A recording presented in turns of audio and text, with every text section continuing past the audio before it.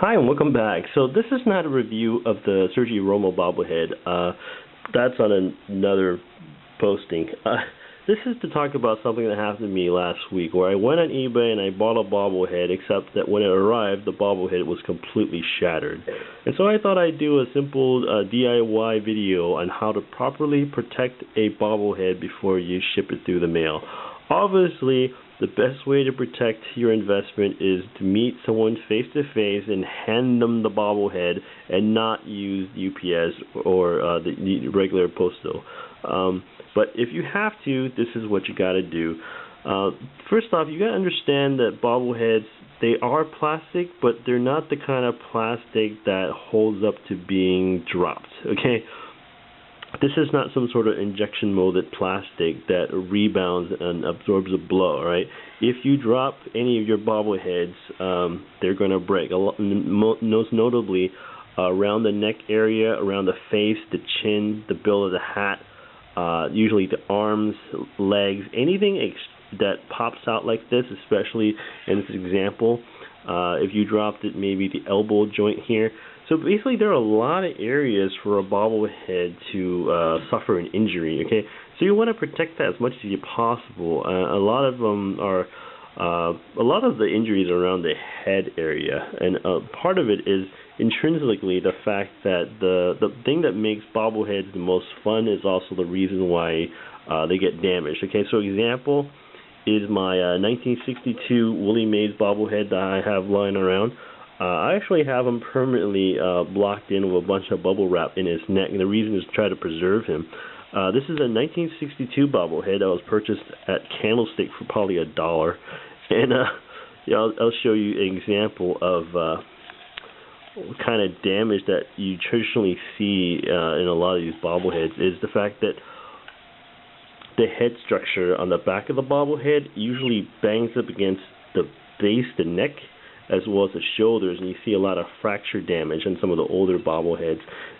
This one obviously is 50 years old, but it's seen a lot of good life where this kind of damage you're going to see over time. And basically the idea is the fact that what makes bobbleheads fun and the fact that it moves up and down is also a worse thing for it in terms of protecting it from itself during shipment. And so you want to protect your investment, you got to wrap up the neck. And there are two ways to really do this. One is if you've got a very large head like this guy, take some bubble wrap and wrap it around the neck of the object, and then that way it can't bump into itself, and just kind of shove that inside the neck so the entire thing is protected.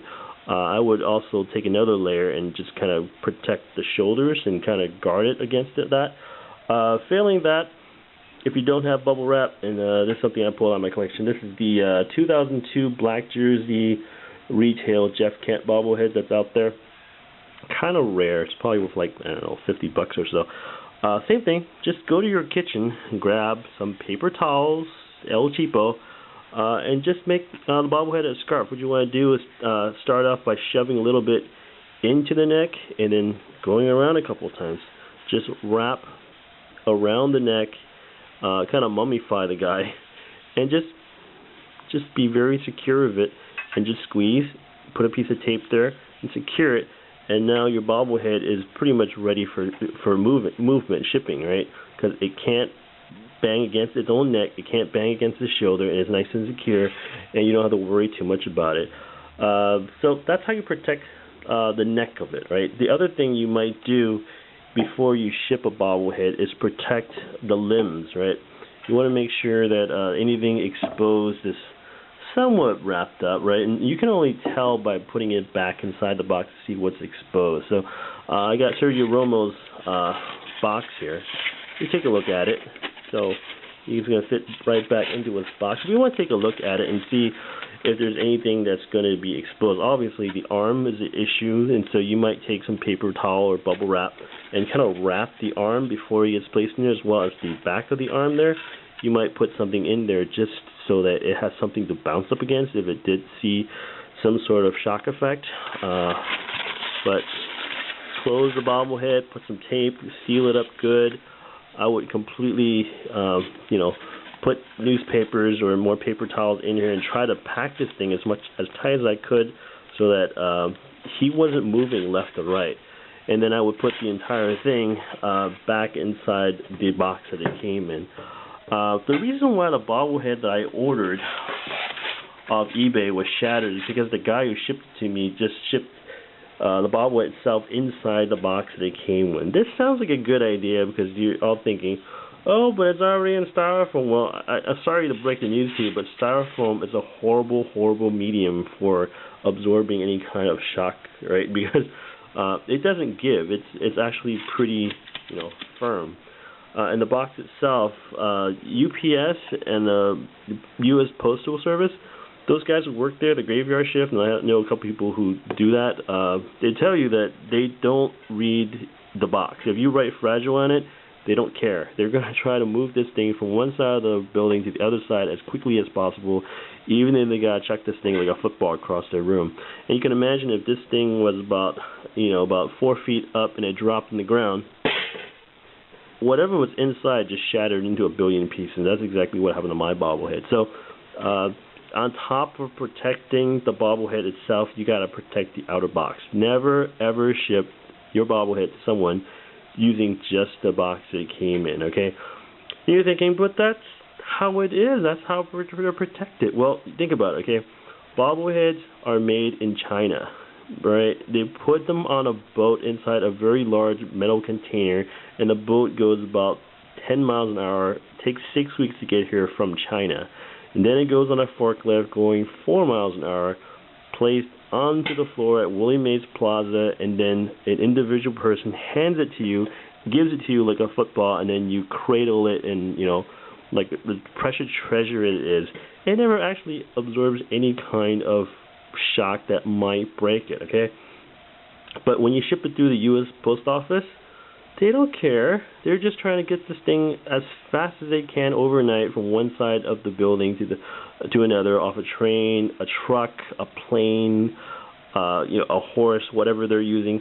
And yeah, things are going to get dropped. That's just the nature of shipping things through the mail, and you should be aware of that. So, if you do have to ship a bobblehead through the mail, you have to protect the outer box. And I do that by I either find and go buy a larger box to go against. If not, I'll just go grab a piece of cardboard and I'll start making myself a box. And it's fine.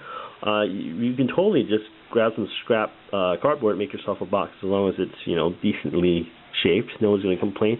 And I usually like to leave maybe 1 inch to 2 inches of space around the bobblehead, and then I'll just fill it up with newspaper. It's a great way to actually get rid of the Sunday paper.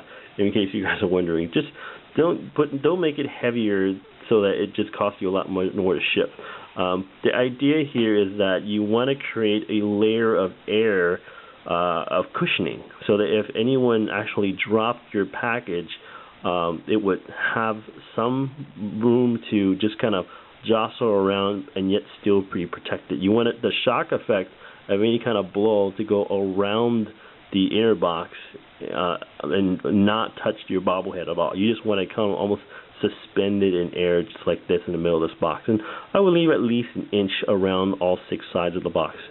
And that's probably the best way to do it. I mean, really, as a seller, as a buyer, it's just a messy issue if you get a broken bottle, because then you got to argue about whose fault is it and whether or not you get a refund on it. It's just a stupid way. As well as I know the seller on eBay is accusing me of lying, but I sent a picture of it and we're getting a refund. But in any case, that's what you got to do. If you are really going to ship a bobblehead through the mail, you got to protect your investment, protect your interest, wrap the neck, put it in a nice box, protect the box, overwrap it, use a lot of tape, and hopefully it gets to your intended buyer in one piece.